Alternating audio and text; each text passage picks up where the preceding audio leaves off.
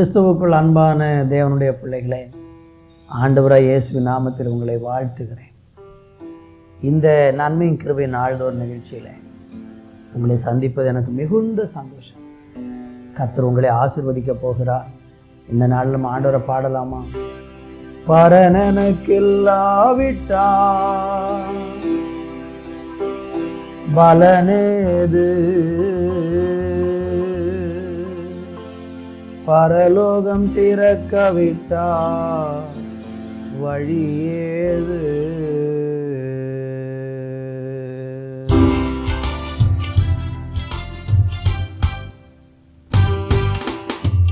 பரனெனக்கில்லாவிட்டால் பலனேது, பரலோகம் திறக்கவிட்டால் வழியேது. பரனெனக்கில்லாவிட்டால் பலனேது, பரலோகம் திறக்கவிட்டால் வழியேது. தேவன் இல்லை என்றால் ஜீவனேது, தேவன் இல்லை என்றால் ஜீவனேது. ஜபமே இல்லை என்றால் ஜெயமேது, ஜபமே இல்லை என்றால் ஜெயமேது, ஜெயமேது. பரனெனக்கில்லாவிட்டால் பலனேது, பரலோகம் திறக்கவிட்டால் வழியேது.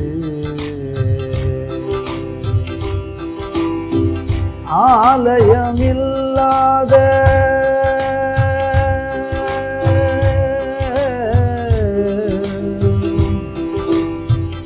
ஆலயமில்லாத உள்ளமேது, அதில் ஆணவம் இருந்தாலே துதியேது, ஆணவம் இருந்தாலே துதியேது.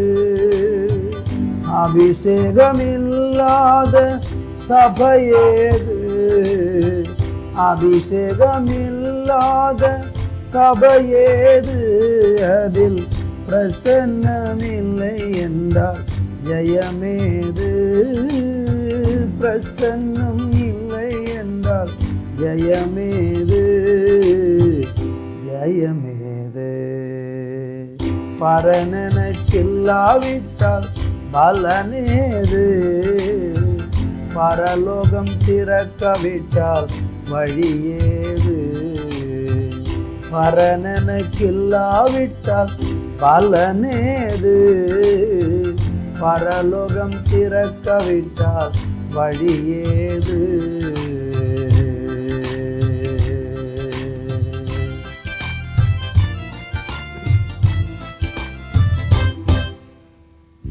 அன்பு தேவ பிள்ளைகளே, தேவனை மகிமைப்படுத்தும். பரலோக தேவன் இல்லாமல் நம்மளால் ஒன்றுமே செய்ய முடியாது. அவர்தான் நமக்கு எல்லாமாக இருக்கிறார்.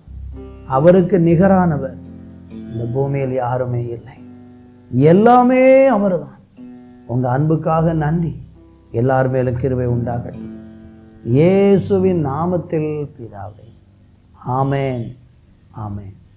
அன்பு தேவ பிள்ளைகளே, இந்த நாளில் தியானிப்பதற்கு சங்கீதம் 9ஆம் சங்கீதம் 9வது வசனத்தை வாசிக்கிறேன். சிறுமைப்பட்டவனுக்கு கர்த்தர் அடைக்கலமானவர், நெருக்கப்படுகிற காலங்களில் அவரே தஞ்சமானவர்.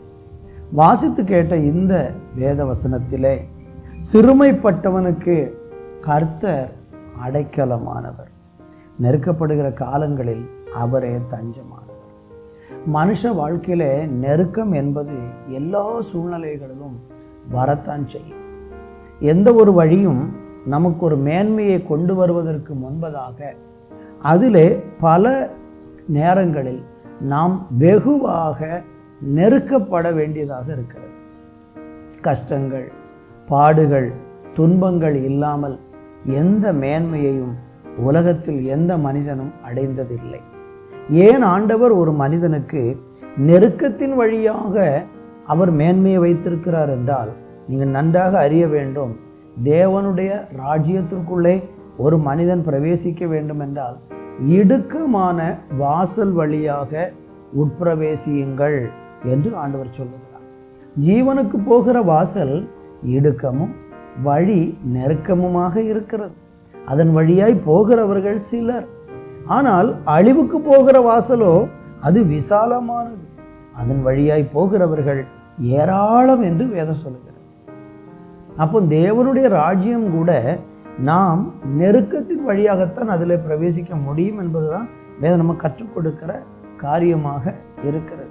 பவுலப்போஸ்தலன் அப்போஸ்தலர் நடவடிக்கைகளில் சொல்லும்போது சொல்றாரு, நாம் அநேக உபத்திரவங்களின் வழியாக பரலோக ராஜ்யத்தில் பிரவேசிக்க வேண்டும் என்று சொல்லுகிறார். அப்படியானால் தேவன் நமக்கு வைத்திருக்கிற நன்மைகளும் அப்படித்தான், பூமிக்குரிய மேன்மைகளும் அப்படித்தான்.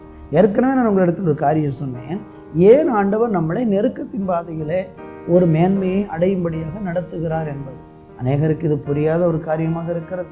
பலரும் ஆண்டவரை தவறாக எண்ணுகிறார்கள்.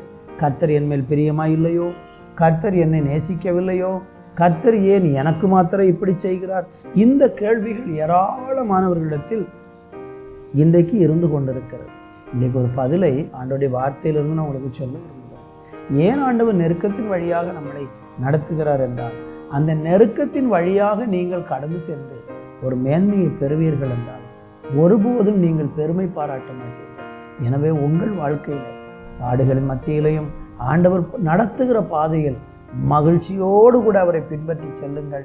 ஒரு பெரிய மேன்மை உங்களுக்கு காத்திருக்கிறது. இந்த வார்த்தையை கேட்கிற நீங்கள் ஒருவேளை ஆண்டவரை அறியாமல் கஷ்டப்பட்டு கொண்டு இருக்கிறீங்க, ஆண்டவர் யார் என்றே எனக்கு தெரியாது என்று இருந்தாலும் கூட நீங்களும் இன்றைக்கு இயேசுவை அறிந்து கொள்ளுங்கள். இயேசு உங்களுக்கு நன்மை செய்து உங்கள் பாடுகளிலிருந்து உங்களை விடுவிப்பார். ஜெபிக்கலாமா?